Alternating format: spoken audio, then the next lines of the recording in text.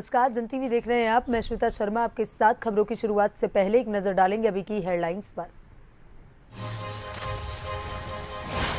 आपातकाल को 50 साल हुए पूरे, देश भर में बीजेपी मना रही संविधान हत्या दिवस। सीएम धामी बोले, सत्ता की भूख में कांग्रेस ने लगाई थी इमरजेंसी।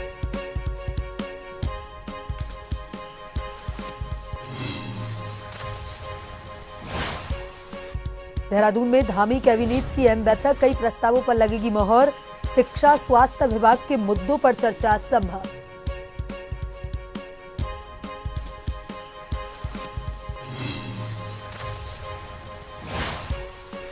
उत्तराखंड में आगामी चुनावों को लेकर कांग्रेस की तैयारी, महिला प्रदेश कार्यकारिणी में नए कार्यकर्ताओं को जोड़ने की बन रही सूची। अगस्त में निकालेंगे विधानसभा वार यात्रा।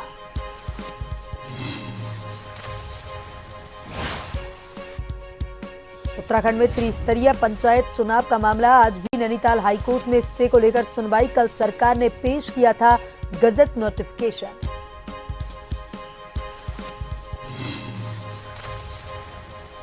उत्तराखंड में आज भारी बारिश की चेतावनी, मौसम विभाग ने की लोगों को सतर्क रहने की अपील। चुनौतियों से निपटने के लिए पीडब्ल्यूडी विभाग ने की तैयारी।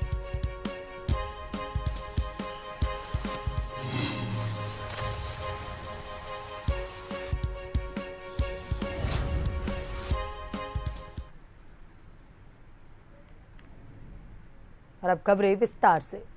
आपातकाल के 50 साल पूरे होने पर भाजपा संविधान हत्या दिवस के रूप में मना रही है, जिसे लेकर के उत्तराखंड के मुख्यमंत्री पुष्कर सिंह धामी ने सोशल मीडिया पर पोस्ट कर कहा कि 25 जून 1975 लोकतंत्र पर काला धब्बा है।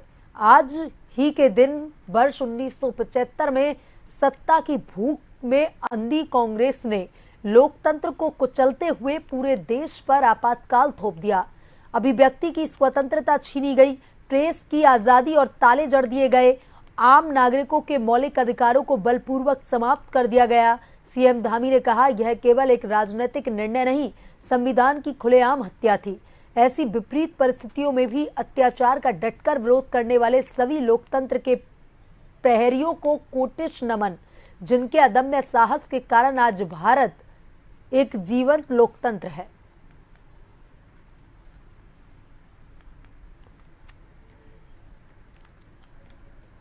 मुख्यमंत्री पुष्कर सिंह धामी की अध्यक्षता में सचिवालय में कैबिनेट की अहम बैठक होने जा रही है। माना जा रहा है कि इस बैठक में राज्य हित से जुड़े कई बड़े फैसले लिए जा सकते हैं। शिक्षा, स्वास्थ्य, लोक निर्माण, राजस्व और ऊर्जा से जुड़े महत्वपूर्ण प्रस्तावों पर कैबिनेट की मोहर लग सकती है। त्रिस्तरीय पंचायती चुनावों को लेकर चल रही असमंजस की स्थिति के बीच यह बैठक बेहद महत्वपूर्ण मानी जा रही है। हाईकोर्ट की रोक के बाद अब सरकार की रणनीति क्या होगी, इस पर भी मंत्रणा हो सकती है।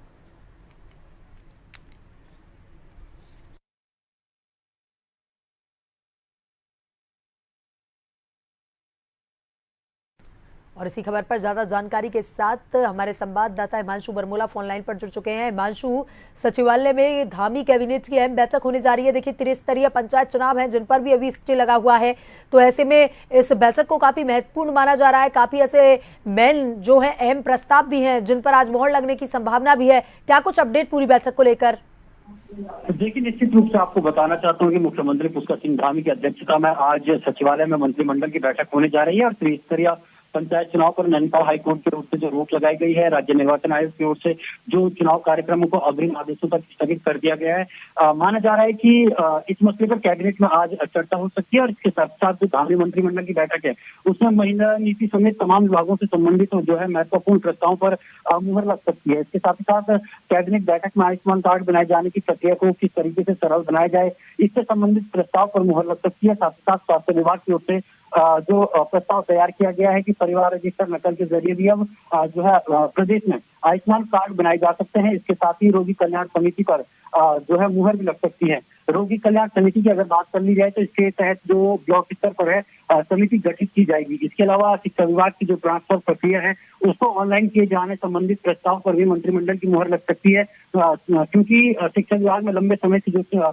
शिक्षकों की ट्रांसफर प्रक्रिया है उसको जो पारदर्शिता है उसकी पारदर्शिता पर सरकार ध्यान दे रही है और ऐसे में जो ट्रांसफर की प्रक्रिया है पूरी तरीके से ऑनलाइन करके जो है इसका प्रस्ताव तैयार किया गया है। इसके अलावा जो देहरादून के रायपुर क्षेत्र में काफी लंबे समय से माना जा रहा है, हर कैबिनेट में ये बैठक शुरू होने से पहले ये बात निकल कर भी सामने आती है कि देहरादून के जो रायपुर क्षेत्र है वहां पर जो जमीन को फ्रीज किया गया है, फ्रीज मुक्त किए जाने संबंधित इस प्रस्ताव पर भी मुहर लगने की संभावना है। प्रदेश में जिस तरीके से 8 शहरों में नेशनल गेम्स हुए थे, तो यहाँ पर जो है 23 खेल एकेडमी बनाने को लेकर जो है लेगेसी प्लान ड्राफ्ट को भी मंजूरी दी जा सकती है। इसके साथ ही साथ नंदा गौरा योजना के तहत बालिकाओं को मिलने वाला जो वर्तमान लाभ है या उसको ग्रेजुएटी कह सकते हैं, 12वीं के बाद कोई स्किल बेस्ड कोर्स पूरा करने पर भी जो है सरकार की सहायता राशि संबंधित प्रस्ताव है उस पर भी मुहर लग सकती है। और इसके साथ ही साथ उत्तर कर्मचारियों के नियमितीकरण के लिए जो ठोस नीति है उसके तैयार करने संबंधित प्रस्ताव पर भी मुहर लग सकती है। तो कुल मिलाकर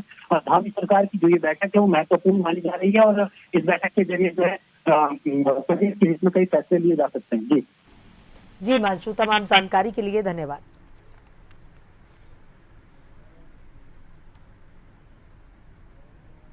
वहीं उत्तराखंड में महिला कांग्रेस की प्रदेश कार्यकारिणी में अब नई कार्यकर्त्रियों को जोड़ने की तैयारियां चल रही हैं, जिसके जरिए आने वाले त्रिस्तरीय पंचायत चुनाव 2027 के विधानसभा चुनावों में जीत का प्रयास किया जाएगा। इस बात पर महिला कांग्रेस की प्रदेश अध्यक्ष ज्योति रौतेला ने कहा कि कई महिलाएं व्यक्तिगत कारण और स्वास्थ्य संबंधित परेशानियों के चलते सही से काम नहीं कर पा रही, जिसे देखते हुए हम प्रदेश कार्यकारिणी के साथ कुछ जिलाध्यक्षों को भी बदल रहे हैं।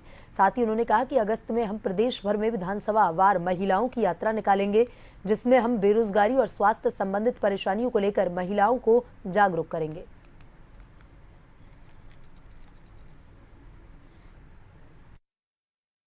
प्रदेश में जो लोग हम लोगों ने पहले महिला कांग्रेस के कार्यकारिणी में लोग थे और वो सक्रिय रूप से काम नहीं कर पा रही किसी भी वजह से, कोई व्यक्तिगत कारण है या स्वास्थ्य की वजह से, तो कुछ नए लोगों को हम लोग प्रदेश कार्यकारिणी में और कुछ जिलाध्यक्ष हम लोग बदल रहे हैं।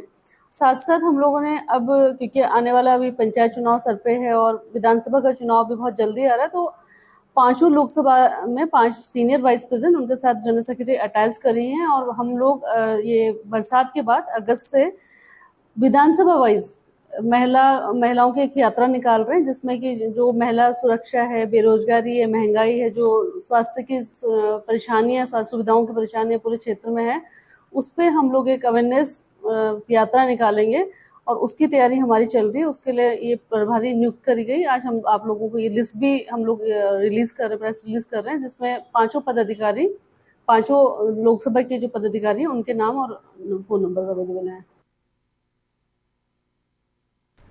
वहीं उत्तराखंड वन विभाग की कमान अब समीर सिन्हा को सौंप दी गई है। 1990 बेंच के IFS अधिकारी समीर सिन्हा को प्रमुख वन संरक्षक धनंजय मोहन के सेवानिवृत्ति के बाद यह अहम जिम्मेदारी सौंपी गई है। उन्हें अतिरिक्त जिम्मेदारी भी दी गई है। पदभार संभालने के बाद समीर सिन्हा ने स्पष्ट किया कि उनकी प्राथमिकताओं में स्थानीय लोगों को रोजगार उपलब्ध करवाना और विभागीय समन्वय को मजबूत बनाना प्रमुख रहेगा। उन्होंने इस जिम्मेदारी के लिए मुख्यमंत्री पुष्कर सिंह धामी, वन मंत्री सुबोध उनियाल का धन्यवाद भी जताया।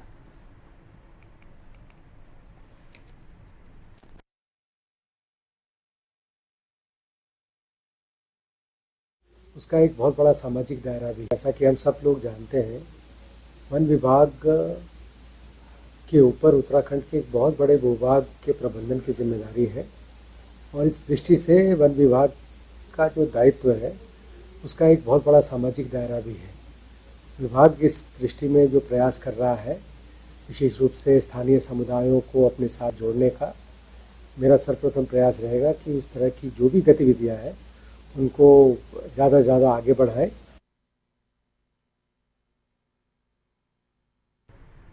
उत्तराखंड में चारधाम यात्रा जोरों पर है और इसी के साथ साथ 11 जुलाई से सावन महीने की शुरुआत होने जा रही है। वहीं भाजपा प्रदेश प्रवक्ता कमलेश रमन ने कहा कि सरकार चारधाम यात्रा के साथ साथ आगामी कावड़ यात्रा की भी तैयारी पूरी कर चुकी है। प्रशासन पूरी तरह सजगता से कावड़ यात्रा को भी सफलतापूर्वक संपन्न करने में महत्वपूर्ण भूमिका निभाएगा। मुख्यमंत्री पुष्कर सिंह धामी के नेतृत्व में दोनों यात्राएं सुचारू रूप से संपन्न होंगी। 11 जुलाई से हमारा सावन लगेगा, उसके बाद हमारी यात्रा चलेगी कावड़ की। उनके लिए भी व्यवस्था सरकार ने की है कि आने वाले जो भी हमारे कावड़ ये होंगे उनके लिए बाकायदा रस्तों में जो फुटपाथ है उसको सही तरीके से किया जाए और उनको व्यवस्था दी जाए। जगह जगह टेंट की जो व्यवस्था की जाती है, उनके ठहरने की, रुकने की व्यवस्था, तमाम हर चीज़ों की जो व्यवस्था की जाती है उनको लेकर के सरकार अपना काम करे। कावड़ भी हमारी बहुत अच्छे से चलेगी और यात्रा भी जो हमारी चारों धाम की वो भी बहुत अच्छी चलेगी। देहरादून एसएसपी अजय सिंह ने कावड़ यात्रा को लेकर सुरक्षा ट्रैफिक व्यवस्थाओं की जानकारी दी। उन्होंने बताया कि आगामी माह से शुरू हो रही कावड़ यात्रा के लिए देहरादून में विशेष रूट निर्धारित किए गए हैं। डाक कावड़ को लेकर विकासनगर, पोटा साहिब, सहारनपुर और मसूरी रूट से आने वाले श्रद्धालुओं के लिए बाईपास मार्गों को प्राथमिकता दी जाएगी। शहर के अंदर भारी वाहनों की कावड़ियों की आवाजाही प्रतिबंधित रहेगी। एसएसपी ने बताया कि जलाभिषेक से पहले ही संवेदनशील इलाकों में पुलिस फोर्स तैनात कर दी जाएगी ताकि कावड़ियों को हरिद्वार या गंगोत्री की सुरक्षित और व्यवस्थित रूप से भेजा जा सके। हमने अभी से प्लान कर लिया, जो हमारे जो आउटर इलाके हैं वहाँ पर हमारा जो फोर्स रहेगा वो लगातार निरंतर रहेगा कि शहर में डाक कावड़ की गाड़ियाँ ना आए।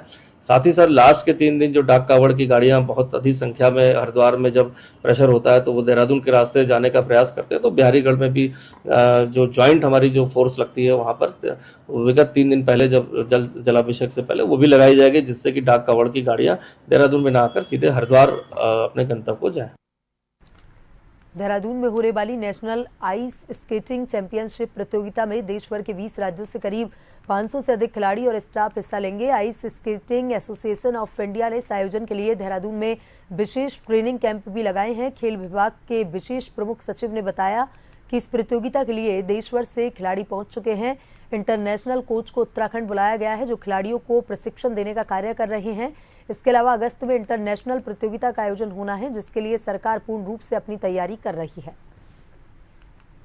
खाने की व्यवस्था यहीं पे इन्होंने करवाई है और इनके कोचेज भी विदेश से आए हुए हैं। आप देख सकते हैं यहाँ पे जो फॉरेन कोचेज हैं वो उनको कोचिंग भी दे रहे हैं। इसके अतिरिक्त आइस हॉकी का टूर्नामेंट अभी जस्ट सकुशल संपन्न हुआ, जिसमें कि आपने देखा ही होगा कि हमारे चूँकि 1 महीने तक आइस हॉकी की इंडिया टीम यहाँ चूँकि क्लोज रही, तो अल आइन में अबू धाबी में चैंपियनशिप में वो ब्रॉन्ज मेडल लेके आई एशियन चैंपियनशिप में।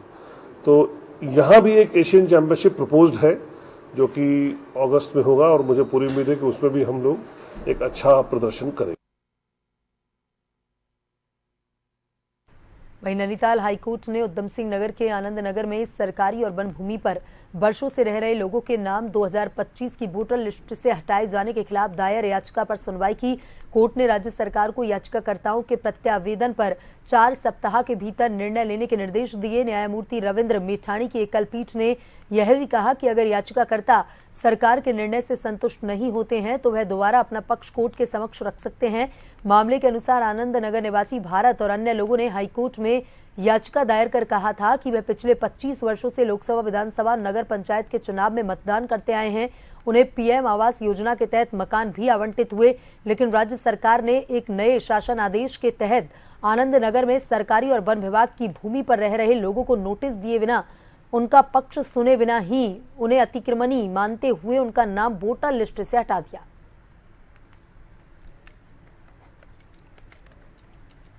एम्स ऋषिकेश की डॉक्टरों की टीम ने 27 वर्षीय युवक के पैर से 35 किलो के भारी भरकम और बहुत बड़े ट्यूमर को सर्जरी की मदद से हटाने में कामयाबी हासिल की है।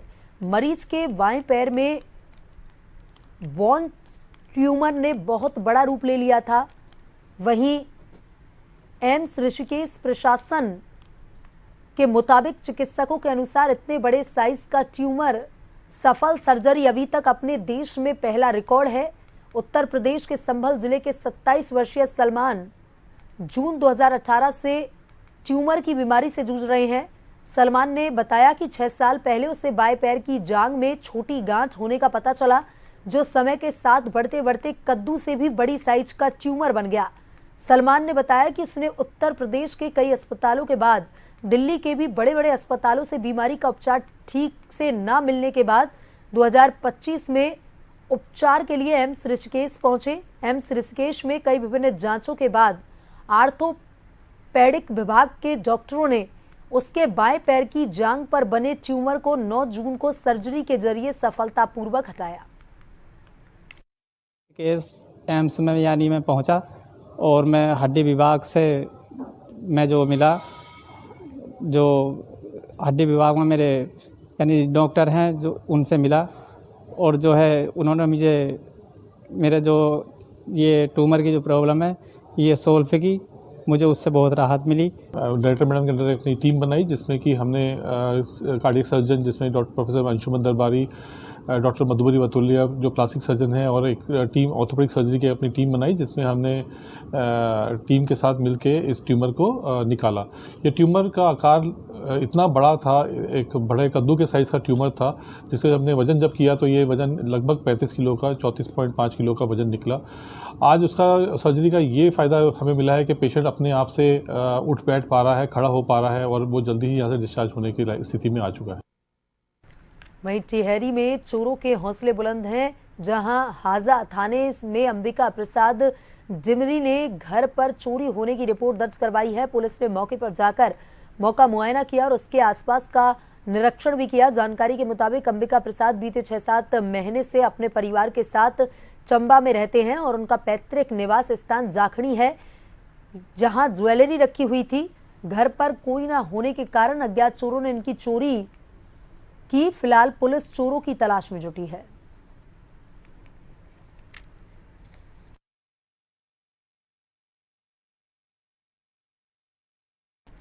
उत्तराखंड में प्री मानसून दस्तक दे चुका है और अब किसी भी समय मानसून पूरे प्रदेश में अपने पैर जमा सकता है। बरसात का यह सीजन उत्तराखंड में हमेशा से ही शासन प्रशासन के लिए एक चुनौती बनकर उभरा, खासतौर पर पीडब्ल्यूडी विभाग के लिए, क्योंकि अक्सर बरसात के दौरान भूस्खलन होने के चलते सड़कें और पुल बाधित होते हैं, जिनसे लोगों को काफी परेशानियों का सामना भी करना पड़ता है।